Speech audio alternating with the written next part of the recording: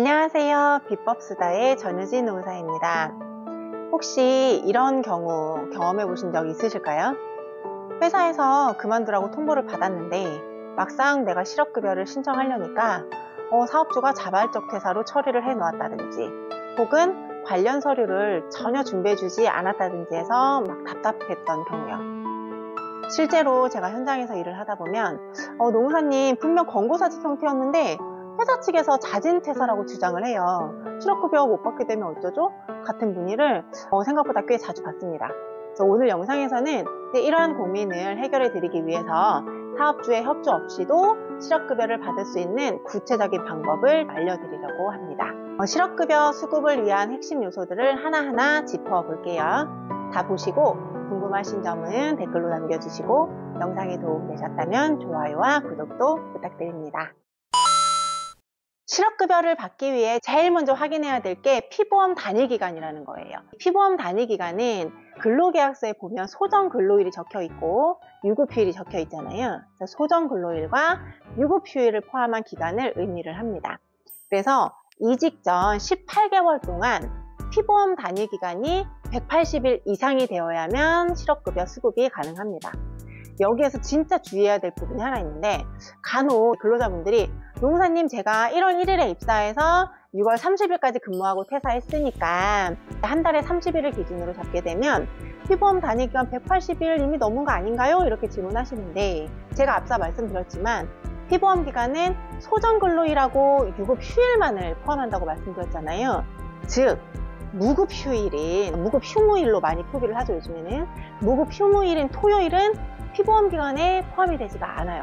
그렇다고 한다면 한 달을 대략 30일로 보고 그 30일 안에 토요일이 4번 있다고 가정했을 때 한 달의 피보험 기간으로 산입되는 날수는 30일이 아니고 토요일을 뺀 26일이 되는 거고요. 그래서 180일이 되려면 우리가 통상 생각하는 6개월이 아니라 약 7개월 이상이 필요시 된다라는 거 꼭 기억하셔야 돼요. 두 번째로 확인할 부분은 고용보험이 정상적으로 가입되어 있는가입니다. 여기서 문제가 되는 사례가 간혹 있어요. 사업주가 근로자의 입사일보다 고용보험 가입을 늦게 하거나 고의적으로 누락하는 경우가 좀 있거든요. 이 부분은 근로자가 직접 고용보험 사이트나 고용센터를 통해서 자신의 가입 이력을 확인해 볼 수가 있거든요. 확인해 봐서 내가 가입이 되어 있지 않다거나 또는 가입 기간에 문제가 있다라고 한다면 여태까지 받은 급여 명세서, 근로계약서, 출퇴근 기록지 혹은 월급 입금 내역 등을 모아서 고용보험 피보험 자격 확인 청구를 진행할 수가 있어요. 이 자료들을 통해서 근로기간이 명확하게 입증이 된다고 한다면 고용보험 소급 가입은 당연히 할 수 있고요. 그 해당 기간만큼 고용보험 가입 일수가 늘어날 수 있습니다. 다음으로 중요한 건 이직 사유입니다. 해고나 권고사직처럼 비자발적 사유에 해당하면 실업급여 대상이 됩니다.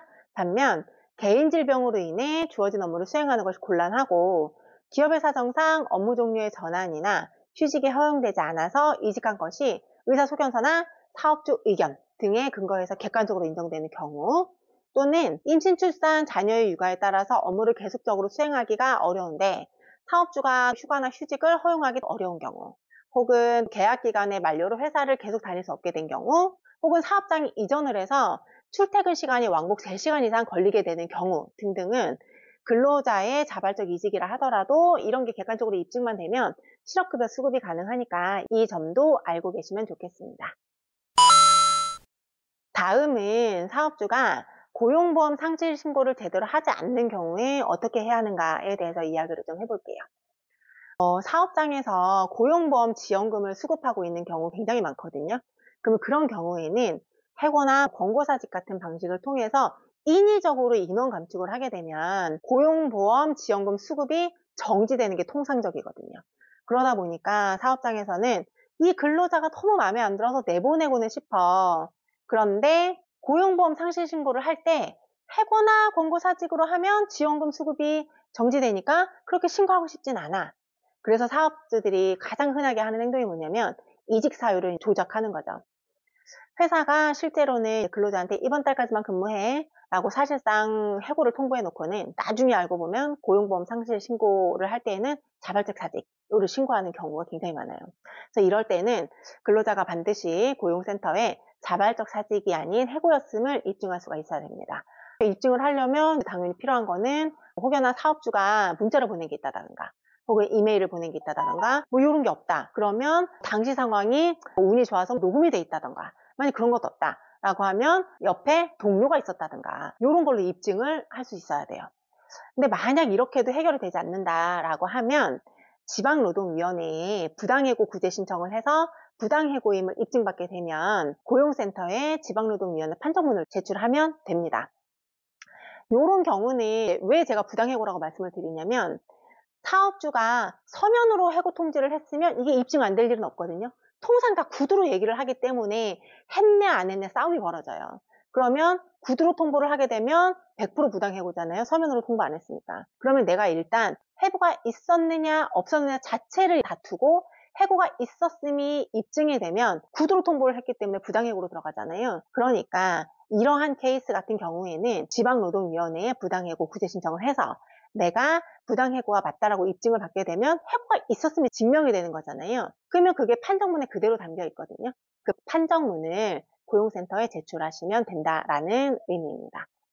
물론 상실 사유 변경은 회사가 하도록 되어 있어요. 그래서 근로자가 판정문을 제출하면 고용센터에서 회사로 전화를 해서 상실 사유 변경을 요청하게 될 거고 회사는 어쩔 수 없이 변경을 해야 되겠죠. 자, 두 번째로 회사 사장님이 근로자한테 권고사직을 하면서 사직서 작성하면 실업급여 수급하게 해줄게 라고 얘기를 하는 거예요. 그러면 근로자가 의심 없이 그냥 사직서를 작성하는 거죠. 사장님을 믿고. 근데 회사에서 사직서를 근거로 이 근로자가 자진퇴사했다라고 고용보험 상실신고를 진행하는 경우도 생각보다 많아요. 그래서 사장님이 권고사직을 해서 내가 사직을 하는 거라면 사직서를 쓸 수는 있어요. 다만 사직서에 뭐라고 써야 되냐면 사업주 권유에 의한 사직이라고 반드시 기재를 해야 됩니다. 단순히 사직합니다 라고만 적으면 자진퇴사로 오해받을 위험이 굉장히 크거든요. 근로자가 스스로 작성한 사직서는 그 효력을 부인하기가 진짜 어려워요.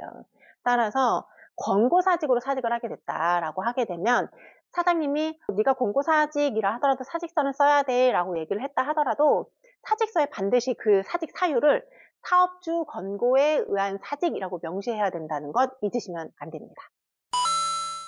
실업급여는 고용보험료를 성실히 납부한 근로자라면 누구나 누릴 수 있는 권리거든요.